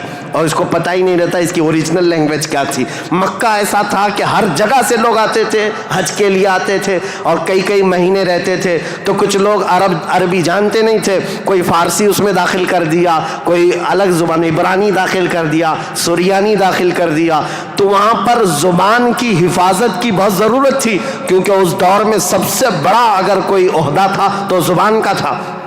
زبان جس کی اچھی ہو وہ عرب میں سب سے زیادہ عزت والا تھا۔ تو اس کے لیے مائیں اپنے بچوں کی زبان کی حفاظت کے لیے بچپن میں ان کی پرورش مکہ میں نہیں کرتی تھی، باہر بھیجتی تھی۔ اس رواج کے چلتے ہوئے 6 مہینے کے بعد حضور صلی اللہ تعالیٰ علیہ وسلم 6 مہینے حضرت آمنہ کی گود میں تھے۔ پھر وہ حلیمہ سعدیہ کے بخت چمکے، نصیبے چمکے کہ وہ دایا تھیں بنو سعد قبیلے کی۔ طائف سے آگے ایک علاقہ بنو سعد آج بھی موجود ہے، طائف سے 80 کلومیٹر دور، وہاں سے وہ آئی تھی۔ 180 کلومیٹر کا سفر کر کے آئی تھی اور مکہ مکرمہ میں انہوں نے رسول پاک صلی اللہ تعالیٰ علیہ وسلم کو گود لے لیا۔ تفصیلات میں نہیں بتا رہا ہوں، تاریخ ہے کیونکہ ہم مولد شریف میں تفصیلات بیان کرتے ہیں، یہ تاریخ اسلام ہے، اس کے لیے میں چلتی چلتی مختصر جھلکیاں رکھ رہا ہوں۔ حلیمہ سعدیہ لے کر گئیں، 2 سال پرورش کر کے واپس لے آئیں حضرت آمنہ کے گھر۔ حضرت آمنہ اپنے نور نظر کو لے کر ساتھ رہتی۔ جب حضور کی عمر 6 سال کی ہوئی تھی تو 6 سال کی عمر میں حضرت آمنہ مدینہ نکلی، کیونکہ ان کا ننیحال بھی تھا اور اپنے شوہر حضرت عبداللہ کی قبر بھی وہاں تھی۔ انتقال کے بعد سے وہ گئی نہیں تھیں، تو اپنے بیٹے کے بڑے ہونے کے بعد حضور صلی اللہ تعالیٰ علیہ وسلم کو لے کر کے وہ مدینے گئیں، ننیحال گئیں، اور اس کے بعد یعنی حضور کے ننیحال اور پھر واپسی میں حضرت عبداللہ کی قبر سے ہوتے ہوئے آ رہی تھیں۔ وہاں کی بیماریاں حضرت آمنہ کو بھی جکڑ لیں، ایسی بیمار ہوئیں کہ ابوا ایک جگہ ہے بدر کے قریب، ابوا مدینہ اور مکہ کے بیچ میں، حضرت آمنہ وہ زیادہ دیر آگے چل نہ سکیں، وہیں پر آپ کی وفات ہو گئی۔ حضور پاک صلی اللہ علیہ وسلم کی عمر پاک 6 سال کی ہے۔ خود رسول محترم صلی اللہ علیہ وسلم نے اپنے ہاتھوں سے اپنی ماں کو دفن کیا۔ حضور کے ساتھ اس وقت آپ کے والد کی ایک کنیز تھیں ام ایمن، یہ ساتھ رہتی تھیں۔ اور بس حضور صلی اللہ تعالیٰ علیہ وسلم واپس مکہ جب آئے، حضرت عبد المطلب کو جیسے پتہ چلا کہ حضرت عبداللہ کی بیوی آمنہ بھی انتقال کر گئیں، وہ فرط غم میں، جوش غم میں حضور صلی اللہ تعالیٰ علیہ وسلم کو ایسے قریب کر لیے کہ ایک لمحے کے لیے بھی اپنے آنکھوں سے اوجھل نہیں ہونے دیتے۔ لیکن ہوا کیا، مشیت ایز دی جو چاہے۔ 8 سال کی عمر تھی میرے آقا کی، دادا حضرت عبد المطلب بھی فوت ہو گئے۔ یہ دور گزرتا گیا، دادا حضرت عبد المطلب نے اپنے انتقال سے پہلے اپنے بیٹے حضرت عبداللہ کے سگے بھائی جناب ابو طالب کے حوالے کر دیا تھا اپنے اس پوتے کو۔ حضور صلی اللہ تعالیٰ علیہ وسلم کو جناب ابو طالب کے حوالے کر دیا اور کہا کہ تم اس کی نگرانی کرنا۔ تو جناب ابو طالب نے ایسی نگرانی کی کہ ابو طالب کے گھر میں بیٹے تو ہوئے، ان کے بیٹے عقیل ہیں، ان کے بیٹے جعفر ہیں، ان کے بیٹے حیدر کرار، علی و مرتضیٰ ہیں، لیکن حضور صلی اللہ تعالیٰ علیہ وسلم کی پرورش میں ایسا کمال کا کردار ادا کیا کہ اپنے بیٹوں کو بھی کچھ نہیں سمجھتے حضور کے آگے، حضور اکرم صلی اللہ علیہ وسلم کے آگے۔ ایک روایت جو ہے بدن میں رونگٹے کھڑے کر دیتی ہے۔ میں آج بھی بحث نہیں کروں گا ایمان ابو طالب کے متعلق، حمارقۃ الآراء بحثوں میں سے ہے، ہمارا ٹاپک آج تاریخ اسلام ہے، لیکن ان کی پرورش کا انداز ایسا تھا۔ صرف ایک بات اگر میں بتا دوں، شعب ابی طالب میں جب 3 سال تک مکہ والوں نے حضور صلی اللہ علیہ وسلم کا بائیکاٹ کیا تھا، سوشل بائیکاٹ، کبھی بھی حملہ ہونے کا اندیشہ رہتا تھا کہ لوگ آ کر کے حضور کو قتل نہ کر دیں۔ رات کے وقت، کیونکہ عرب اتنے دشمن تھے رسول پاک صلی اللہ علیہ وسلم کے اعلان نبوت کی بات کر رہا ہوں، یہ روایت بیچ میں عرض کر رہا ہوں۔ جناب ابو طالب رات کے وقت جب حضور سو جاتے تھے تو ان کو اٹھا کر کے دوسری جگہ سلاتے اور حضور صلی اللہ علیہ وسلم کی جو جگہ خاص تھی، حضور کی جو چادر تھی، اس جگہ اپنے بیٹے کو سلا دیتے تھے اور یہ کہتے ہماری نیند کے وقت میں اگر کوئی دشمن آ کر حملہ بھی کرے تو محمد پر حملہ نہ ہو، میرے بیٹے پہ حملہ ہو۔ یہ کمال کی شفقت کے ساتھ انہوں نے پرورش کی ہے رسول اللہ صلی اللہ علیہ وسلم۔ جب آپ کی عمر پاک 12 سال کی تھی حضور اکرم صلی اللہ علیہ وسلم کی، جناب ابو طالب کے ساتھ آپ تجارت کے لیے نکلے ملک شام، کیونکہ خاندانی مشغلہ تھا تجارت، ابو طالب ساتھ میں لے کر کے گئے. یہ وہ ٹرننگ پوائنٹ ہے تاریخ کا کہ بیچ راستے میں ایک بحیرہ راہب، ایک عیسائی پادری تھا، جہاں پر یہ قافلہ رکا تھا. بحیرہ راہب نے دیکھ کر کے ہی کہا ھذا سید المرسلین، یہ رسولوں کا سردار آیا ہے. عیسائیوں نے پوچھا تمہیں کیسے پتا؟ کہا میں نے ان کو دیکھا، یہ 12 سال کی عمر کے، جب یہ آ رہے تھے رات کے وقت پہاڑوں کے اوپر سے اتر رہے تھے، میں نے دیکھا کہ سارے پہاڑ سارے جتنے بھی درخت ہیں وہ اس 12 سالہ لڑکے کے لیے سجدے میں گرے ہوئے ہیں. اور میں نے دیکھا کہ دن میں یہ جب چلتے ہیں تو سورج کی روشنی ان پر نہیں پڑتی، بادل کا ایک سایہ ان کے اوپر سایہ بنائے ہوئے چلتا ہے، بادل کا ایک ٹکڑا سایہ بنائے ہوئے چلتا ہے. یہ بحیرہ راہب نے ابو طالب کو بلا کر پوچھا یہ کون ہے؟ کہا میرا بھتیجا ہے. کہا میری ایک بات سن لو، اچھا ہوگا کہ تم ان کو ملک شام مت لے جانا، وہاں یہودی ہیں، وہ ان کے قتل کے در پہ ہو جائیں گے، کیونکہ وہ اس انتظار میں ہیں کہ آخری نبی ان کے خاندان میں پیدا ہوگا. یہ تو تمہارے خاندان کا نصیبہ ہے، اگر تم لے جاؤ گے تو یہودی قتل کر ڈالیں گے، تم یہیں سے ان کو واپس مکہ لے جاؤ. جناب ابو طالب گھبرا گئے، ڈر گئے. کہا کہ میں اپنے اس بھتیجے کو ملک شام نہیں لے جاؤں گا. بیچ راستے سے ہی رسول پاک صلی اللہ تعالیٰ علیہ وسلم کو لے کر وہ مکہ واپس آئے. یہ وہ بشارت تھی، 40 سال کے بعد حضور نے اپنی نبوت کا اعلان فرمایا، لیکن خبریں تو 12 سال سے ہی مشہور ہو چکی تھیں، خبریں ہو چکی تھیں. بحیرہ راہب نے یہ کہا. اس کے بعد حضور پاک صلی اللہ تعالیٰ علیہ وسلم تجارت کو اپناتے رہے. جب آپ کی عمر پاک 25 سال کی تھی تو مکہ مکرمہ کی ایک معزز خاتون، بڑی مالدار خاتون تھی، حضرت خدیجہ، جن کے 2 شوہروں کا انتقال ہو چکا تھا. اب وہ کسی سے شادی کرنے کے موڈ میں کبھی نہیں تھی، لیکن وہ بڑی مالدار تھیں. انہوں نے اپنا مال تجارت کسی کو دے کر کے انویسٹ کروا کر کے تجارت کرواتی تھیں. جب ان کو پتہ چلا محمد صلی اللہ علیہ وسلم بڑے امانت دار ہیں، بڑے ہی دیانت دار ہیں، تو اپنا مال ان کو دیا اور کہا کہ تم تجارت کرو اور نفع کما کر کے لے آؤ. رسول پاک صلی اللہ علیہ وسلم ان کا مال تجارت لے کر ملک شام گئے اور اتنا نفع ہوا اس مال میں. واپس جب آ رہے تھے تو حضرت خدیجہ کا ایک غلام میسرہ تھا. حضرت خدیجہ نے کہا تھا میسرہ تم ہمیشہ محمد پر نظر رکھنا، دیکھتے رہنا یہ کیسی کیسی تجارت کرتے ہیں، کتنا نفع کرتے ہیں.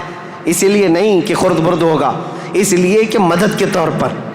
جب یہ قافلہ واپس مکہ آ رہا تھا، اب پھر ٹرننگ پوائنٹ ہے یہاں پر. حضرت خدیجہ اپنے گھر کے بالا خانے پر بیٹھ کر کے اپنا نفع شدہ قافلہ جو مکہ میں داخل ہو رہا ہے اس کو دیکھنے کے لیے بیٹھی ہوئی تھی. بڑا گھر تھا، بڑا محل تھا. جب وہ اوپر سے نظارہ کر رہی تھی، وہیں سے دیکھ کر کے وہ گرویدہ ہو گئی کہ اتنی دور سے دیکھ رہی تھی، قافلہ صاف نظر نہیں آ رہا تھا، لیکن چہرہ محمد سب سے زیادہ چمکتا ہوا نظر آ رہا ہے. حضرت خدیجہ کہتی ہے میں نے چاند کو بھی اتنا تیزی سے چمکتے نہیں دیکھا جس طرح ملک شام سے یہ لوٹتا ہوا قافلہ محمد کا چمکتا ہوا چہرہ لے کر آ رہا تھا. حضرت خدیجہ کہتی ہیں عجیب حالت تھی، قافلہ تو تجارت کر کے آ رہا ہے، لیکن میں نے دیکھا اس قافلے کے اوپر جو دھوپ کا وقت ہے اس وقت آسمان کا ایک ٹکڑا، بادل کا ایک ٹکڑا سایہ بن کر کے چلتا ہوا آ رہا ہے. جس طرف محمد جا رہا ہے اس طرف وہ ٹکڑا بھی چلتا جا رہا ہے. آگے پیچھے نہ جانے کون سی مخلوق چل رہی تھی. حضرت خدیجہ کا دل یہیں سے بے قرار ہوا. ملک شام سے تجارت کر کے واپس آنے کے بعد، جبکہ حضرت خدیجہ کی 2 شادیاں آلریڈی ہو چکی تھی، انتقال ہو چکے ان کے شوہروں کے، 40 سال کی عمر ہو چکی تھی، شادی کرنے کا کوئی خیال نہیں تھا. لیکن حضور پاک کے چہرے پاک کو دیکھنے کے بعد، ان کی خصوصیات دیکھنے کے بعد، نفع لیتے ہی آپ نے پیغام بھیج دیا محمد صلی اللہ تعالیٰ علیہ وسلم سے. کہا کیا آپ مجھ سے نکاح کرنا چاہیں؟ وہ روح محمد صلی اللہ تعالیٰ علیہ وسلم کی گرویدہ خاتون، ان کا پیغام پہنچتے ہی رسول پاک صلی اللہ تعالیٰ علیہ وسلم نے خود سے قبول نہیں کیا، اپنے چچاؤں اور پھوپھیوں کے درمیان اس مسئلے کو رکھا. جناب ابو طالب تھے، سارے پھوپھیاں اور چچا بیٹھے، ان کے سامنے رکھا کہ حضرت خدیجہ کے پیغام نکاح آیا ہوا ہے۔ سارے لوگوں نے کہا تمہیں پتہ ہے خدیجہ پورے مکہ میں طاہرہ کے نام سے جانی جاتی ہیں، سب سے پاکیزہ خاتون۔ عزت تو ایسی تھی کہ ادنا سے ادنا آدمی بھی اور اونچا سے اونچا آدمی بھی حضرت خدیجہ کی طرف چہرہ اٹھا کر نہیں دیکھتا، ان کی عزت بڑی تھی۔ کہا کہ اگر محمد تمہارے لیے ان کی طرف سے پیغام آیا ہے تو قبول کر لو۔ رسول پاک صلی اللہ تعالیٰ علیہ وسلم نے جواب بھیجا کہ مجھے بتایا گیا ہے کہ مکہ میں سب سے شریف خاتون اگر کوئی ہے تو خدیجہ کا نام ہے۔ میرے عزیزو، خاتون شریف کیوں نہ ہوگی؟ اس لیے کہ جس کے پیٹ سے پیدا ہونے والی بیٹی فاطمہ الزہرا ہو، سیدہ کائنات ہو، تو پھر ماں کا عالم کیا ہو سکتا ہے؟ اللہ کریم نے یہ انتخاب فرمایا تھا۔ رسول کریم صلی اللہ تعالیٰ علیہ وسلم نے اس نکاح کو دل و جان سے پسند کیا۔ نکاح کی تقریب ہوئی۔ نکاح کی تقریب میں جناب ابو طالب اور حضور کے سارے چچا اور پھوپھیاں بھی شریک ہوئے۔ خطبہ نکاح کا خطبہ جناب ابو طالب نے پڑھا تھا۔ وہ خطبہ آج بھی موجود ہے جو میرے آقا صلی اللہ تعالیٰ علیہ وسلم کے پہلے نکاح میں خطبہ ہوا تھا۔ اس خطبے کے بعد نکاح مقرر ہونے کے بعد رسول کریم صلی اللہ تعالیٰ علیہ وسلم کی یہ شریک حیات، یہ رفیق حیات، یہ محبوب رب العالمین سیدہ خدیجہ حضور کی ایسی وفا شعار خاتون بن کر کے رہی کہ اللہ کی قسم آج بھی پوری روئے زمین پر جو میرے آقا کی اولاد سادات کے نام سے جانی جاتی ہیں وہ کہیں اور نہیں، وہ خدیجہ کی بیٹ سے پیدا ہونے والی اولاد ہے۔ حضرت خدیجہ کے بطن سے میرے آقا کی 6 اولاد ہوئیں، 3 بیٹے اور 3 بیٹیاں۔ رسول کریم صلی اللہ تعالیٰ علیہ وسلم کی 6 اولاد کی ماں حضرت خدیجہ ہیں۔ یہ بڑی الفت و محبت کی زندگی گزری ہے میرے آقا صلی اللہ علیہ وسلم کی، لیکن جب میرے آقا کی عمر پاک 50 سال کی ہوئی اور حضرت خدیجہ کی عمر اس وقت تقریباً آپ اندازہ کر سکتے ہیں 25 سال زیادہ تھی، 75 سال کی خاتون تھی۔ 75 سال کی خاتون، اللہ اکبر، 75 سال کی خاتون کس کو کہتے ہیں؟ عمر کا وہ پڑاؤ جس میں بوڑھا اپنے اعضاء سے مجبور ہو جاتا ہے اور اس کے پٹھے جواب دے جاتے ہیں، چلنا پھرنا دوبھر ہو جاتا ہے۔ لیکن قسم خدا کی جب میں یہ روایت پڑھتا ہوں کہ جب رسول کریم صلی اللہ تعالیٰ علیہ وسلم 3000 فٹ اونچی پہاڑی غار ہرا میں جا کر عبادت کرتے تھے، کبھی 2 دن تک نہیں آتے تھے، تو 75 سال کی یہ خاتون دن میں 2 مرتبہ پہاڑی پر جاتی تھی کھانا لے کر کے اور اترتی تھی۔ آج میں بتاؤں ہم جیسوں کی جوانی میں 1 مرتبہ پہاڑ پر چڑھ کر کے آ جائیں 8 دن تک پٹھے درد کرتے ہیں، پیر درد کرتے ہیں۔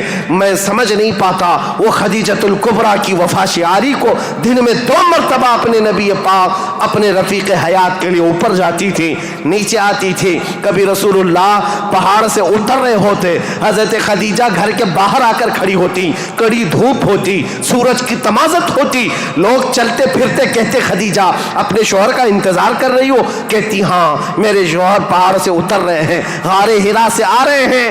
اس وقت لوگ کہتے خدیجہ اندر چھاؤں میں بیٹھو، انتظار کرو، ان کے آنے میں کافی وقت ہے۔ خدیجہ کہتی میرا دل گوارا نہیں کرتا میرا شوہر دھوپ میں اتر رہا ہو اور ان کی عورت چھاؤں میں بیٹھی رہے، جب تک وہ دھوپ میں اترتے رہیں گے میں دھوپ میں کھڑی رہوں گی۔ یہ وفا شعاری ایسی تھی، آپ کو پتا ہے سب سے پہلی وہی قرآن کی جو غار ہرا میں آئی ہے، جبرائیل امین لے کر کے آئے ہیں۔ اسلام کی تاریخ میں اگر یہ نہ بتائیں تو ابتدا ہی نہ ہوگی، کیونکہ رسول اللہ صلی اللہ تعالیٰ علیہ وسلم جب 40 سال کی عمر میں تھے، غار ہرا میں جا کر عبادت کرتے، جبرائیل امین آئے قرآن کی آیتیں لے کر اور حضور سے کہا اقرا، حضور نے کہا ما انا بقاری، میں نہیں پڑھوں گا۔ وہ کہتے تھے پڑھو، حضور کہتے میں نہیں پڑھوں گا، سینے سے سینہ لگا کر دبوچتے تھے۔ 3 مرتبہ ہوا، 4تھی مرتبہ کہا اقرا بسم ربک الذی خلق، پڑھو اس رب کے نام سے جس نے پیدا کیا ہے۔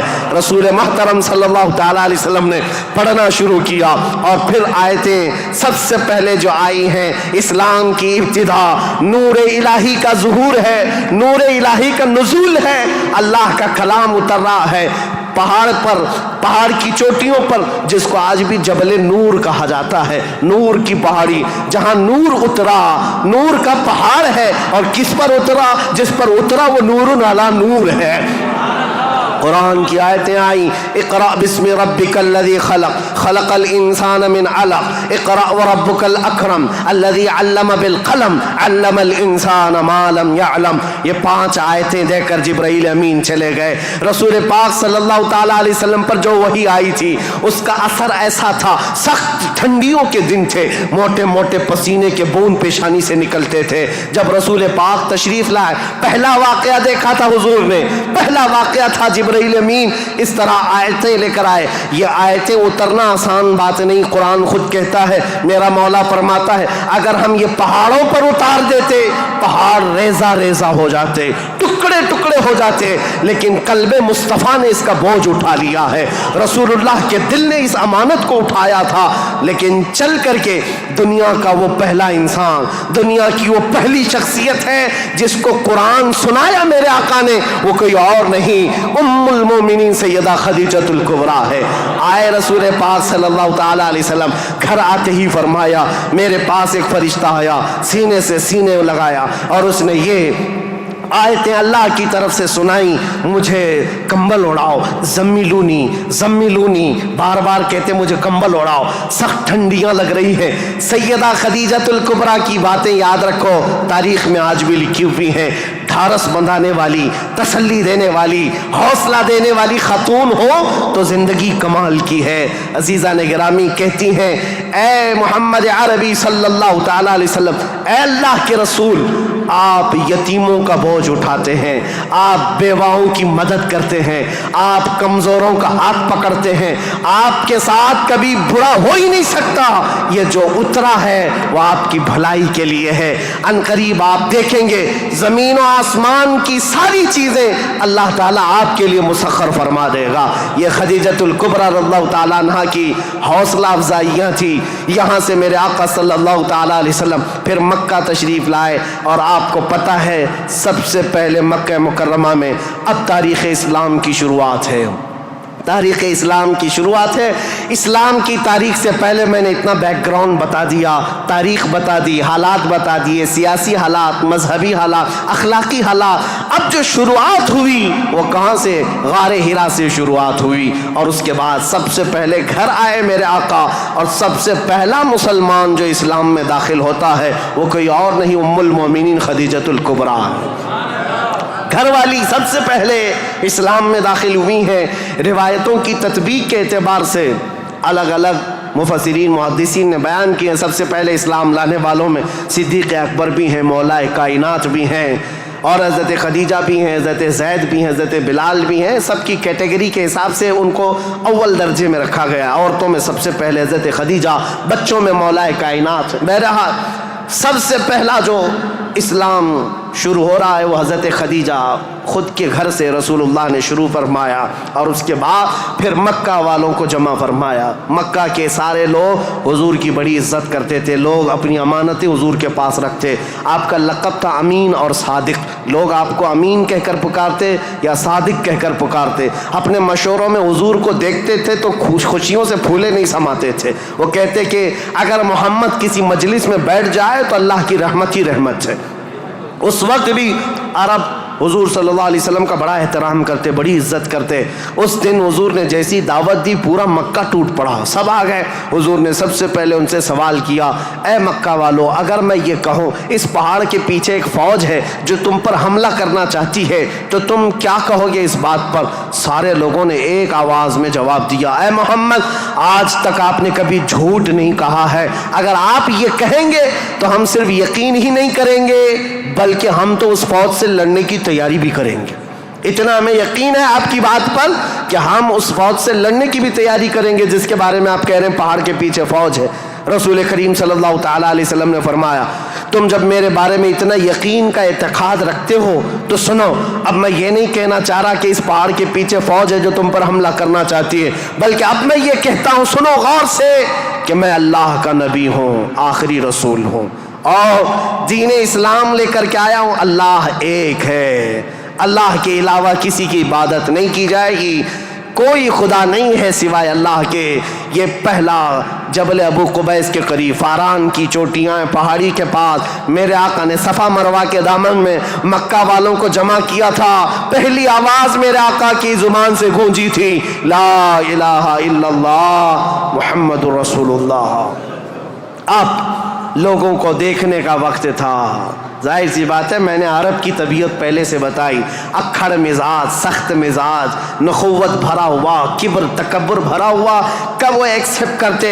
سارے لوگ ایک دوسرے کا منہ دیکھنے لگے۔ کہا کیا ہم حبل کو جو کعبے کے اوپر بیٹھا ہوا خدا ہے اس کو اتار دیں گے؟ صفا مروہ پر جو ہمارے خدا ہیں ان کو چھوڑ دیں گے؟ خانہ کعبہ کے اندر دروازے کے اندر جو خدا ہے ان کو چھوڑ دیں گے؟ چاہے زمزم پر جو خدا بیٹھا ہے اس کو چھوڑ دیں گے؟ سب کیچے میں گوئیاں شروع ہو گئی، بغلیں جھانکنے لگے۔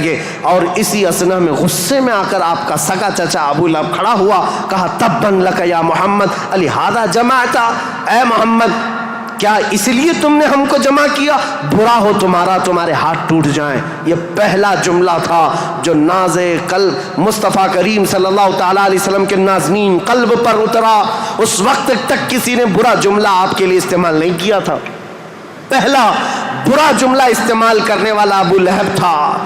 نبی کریم صلی اللہ تعالیٰ علیہ وسلم کے خاطر پر، آپ کے قلب اقدس پر بوجھ گزرا، بار ہوا، تکلیف ہوئی۔ اللہ تعالیٰ نے پھر آیتیں اتاری، تبت یدا ابی لہب و تب، اے رسول آپ کے نہیں ابو لہب کے ہاتھ ٹوٹ جائیں، اس کا مال اسے کوئی فائدہ نہ دے۔ اللہ کریم دفاع کرتا رہا، ڈیفنس کرتا رہا۔ رسول کریم صلی اللہ تعالیٰ علیہ وسلم اس دعوت کو لے کر چل پڑے۔ پورا مجمع تھا مکہ کا، لیکن کوئی آگے اٹھ کر کھڑا نہیں ہوا کہ اے محمد ہم مانتے ہیں آپ کو اللہ کا رسول، آخری رسول، آپ جو دین لائے اس کو مانتے ہیں، آپ کا جو خدا ہے اس کو مانتے ہیں۔ نہیں، کوئی نہیں تھا۔ لیکن بات اتنی ہے، اس مجمع سے ابھی میرے آقا ہٹے نہیں تھے۔ 9 سال کا ایک بچہ حضور کے قریب آیا، پتلی پتلی ٹانگیں تھی، آنکھوں میں آشوب تھا، آنکھیں رس رہی تھیں، لال ہو چکی تھی۔ آیا اور قریب آ کر کہا، اے محمد عربی صلی اللہ علیہ وسلم، میں آپ کو اللہ کا حقیقی رسول تسلیم کرتا ہوں، آپ کا دین میں ایکسپٹ کرتا ہوں، خدا واحد کی میں عبادت کرتا ہوں۔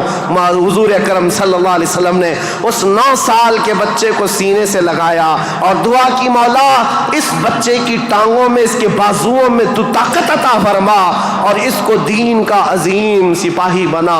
میرے آقا کی یہ دعا تھی۔ 9 سال کا وہ کمزور بچہ جو سب سے پہلے حضور کی دعوت پر لبیک کہا تھا، آج پوری دنیا شرق و غرب، شمال و جنوب میں اس کو اگر پکارتی ہے تو اسد اللہ الغالب، شیر خدا حیدر کرار کے نام سے جانتی ہے۔ اس کی طاقت کو کون جانے، اس کی طاقت کے قریب کون پہنچے؟ لا فتح الا علی، لا سیف الا ذوالفقار۔ اس حیدر کرار کو جو طاقت و قوت تھی، جو خیبر شکن ہے، پھاٹک کو اکھاڑ کر پھینک دینے والا، مرحب کے لوہے والے لباس پر تلوار کی ایک ضرب لگا دے تو اس کے سر سے لے کر سینے تک ٹکڑے کر دینے والی تلوار رکھنے والا، یہ طاقت کہیں اور سے نہیں، یہ دعائے مصطفیٰ سے ملی ہوئی ہے۔ میرے آقا صلی اللہ تعالیٰ علیہ وسلم کی اسلام کی تبلیغ کی شروعات یہاں سے ہوئی۔ اب اس کے بعد مکہ مکرمہ کے جو حالات تھے، سیرت مصطفیٰ کے بیان میں آپ نے تقریباً سن لیا ہے۔ تقریباً 13 سال میرے آقا نے مکہ مکرمہ میں تبلیغ فرمائی، مشقتیں اٹھائی، مصیبتیں برداشت کی، کئی صحابہ کی یہاں پر شہادتیں ہوئی۔ یہاں پر حضرت سمیہ کا قتل ہوا ہے، حضرت عمار بن یاسر کو یہاں پر مارا گیا، حضرت یاسر کو جلایا گیا، اور یہاں پر حضرت خبیب بن عدی، حضرت زید بن دسنا، حضرت خباب بن عرد، ان کے مسلے کیے گئے تھے، کان کاٹے گئے، ناک کاٹے گئے، ان کی زبانیں کاٹی گئی، ان کے ہاتھ پیر کاٹے گئے اور ان کو پھانسی پر چڑھایا گیا۔ یہ ساری تکلیفیں میرے آقا نے برداشت فرمائیں۔ 13 سال تک بلال حبشی کو تو پیروں میں رسی ڈال کر کے مکہ والے کھینچتے تھے، بدماش لڑکے پورے مکہ کی گلیوں میں گھماتے۔ ان کا آقا جو امیہ تھا وہ آپ کے سینے پر گرم سل رکھتا، گرم ریت پر آپ کو سلایا جاتا۔ آج کی زمین پر آج بھی آپ مکہ میں جائیں، دوپہر کے وقت 1 منٹ آپ بغیر چپل کے کھڑے ہو کر کے دکھا دیں، اللہ کی پناہ آپ کے پیروں میں چھالے نہ آئیں تو بات کرنا، آپ کے پیروں میں آبلے نہ پڑ جائیں تو مجھ سے کہنا، لیکن وہ بلال حبشی کو پورا دن گرم ریت پر سلایا جاتا، پیٹ گل گئی تھی اور ان کے پیٹ سے گوشت نکل کر کے چربی میں تبدیل ہو گیا، چربی نکل گئی تھی، ریڑھ کی ہڈی دکھتی تھی۔ یہ حضرت بلال کے ساتھ ہوئے۔ یہ باتیں اس لیے میں عرض کر رہا ہوں، ان ظالموں کو آج صرف حضور کی جنگیں نظر آتی ہیں۔ حضور پاک کے ساتھ مکہ والوں نے جو دہشت گردی کی تھی، جو آتنک مچایا تھا، وہ کیوں نہیں بیان کرتے؟ 13 سال تک تلوار نہیں اٹھائی، نہ تلوار اٹھانے کا حکم دیا، 13 سال برداشت کیے، سوشل بائیکاٹ بھی برداشت کیا، حضور نے پتے کھائے، چمڑے ابال کر کھائے، سب برداشت کیا، پھر ہجرت بھی کیا، اپنا وطن بھی چھوڑا، اب مدینہ طیبہ تشریف لے گئے۔ اب یہاں سے اسلامی حکومت کی اسٹیبلشمنٹ ہوتی ہے، بنیاد رکھی جاتی ہے، اور میرے دین کی بنیاد جہاں رکھی گئی وہ بہت بڑا کروڑوں کا بنایا ہوا پارلیمنٹ نہیں تھا، وہ کھجور کے چھالوں سے، کھجور کے پھڑ سے بنایا ہوا چھپر کا ایک چھوٹا سا گھرانہ جس کو مسجد نبوی کہا جاتا ہے، یہ مسلمانوں کا مرکز تھا، یہ پارلیمنٹ تھا میرے آقا کے۔ یہاں سے اسلام کی حکومت کا آغاز ہوتا ہے، یعنی اسٹیبلشمنٹ جو ہوئی۔ اب یہاں سے رسول اللہ صلی اللہ علیہ وسلم نے باضابطہ بادشاہوں کو اسلام کی تبلیغ دی، لوگ جوک در جوک اسلام لاتے رہے، اور اس کے بعد اسلامی فتوحات بھی ہوئیں، غزوات ہوئے، جنگیں ہوئیں۔ نبی کریم صلی اللہ تعالیٰ علیہ وسلم کا یہ جو مدنی دور ہے حضور کا، یہ بڑے سنہرے ابواب میں لکھا گیا۔ وہ ہجرت کا 8واں سال تھا۔ انشاءاللہ العزیز کل میں حضور اکرم صلی اللہ علیہ وسلم کے مدنی دور کے آخری حالات اور پھر حکومت کا جو اسٹیبلشمنٹ ہے، اور اس کے بعد خلافت کا آغاز، جو خلافت کی تاریخ ہے، کیسے خلافت قائم ہوئی، کس طرح سے خلافت کے لیے معاملات آئے، انشاءاللہ تاریخ اسلام کی آگے کی اور بنیادیں آپ کے سامنے رکھیں گے۔ اور پھر میں آخر میں یہی کہوں گا، میرے آقا کا میں نے ذکر کیا ہے، ہماری ہمت اب جواب دے رہی ہے، پسینے آ گئے، تھک گئے ہیں، سن کر کے ہو سکتا ہے کوئی نہ تھکے، بول کر کے میں نہ تھکتا ہوں، لیکن بات طبیعتوں کی تقاضے کی ہے۔ حضور کا ذکر ایسا ہے، میرے آقا کا ذکر ایسا ہے، جس پر کل میں نے جو شعر کہا تھا وہی آج کہتا ہوں، جو کچھ بیاں ہوا وہ آغاز باب تھا، یہ قصہ لطیف ابھی نا تمام ہے، لیکن رضا نے ختم سخن اس پہ کر دیا، خالق کا بندہ خلق کا آقا کہوں تجھے۔ وآخر دعوانا الحمدللہ رب العالمین۔ السلام علیکم۔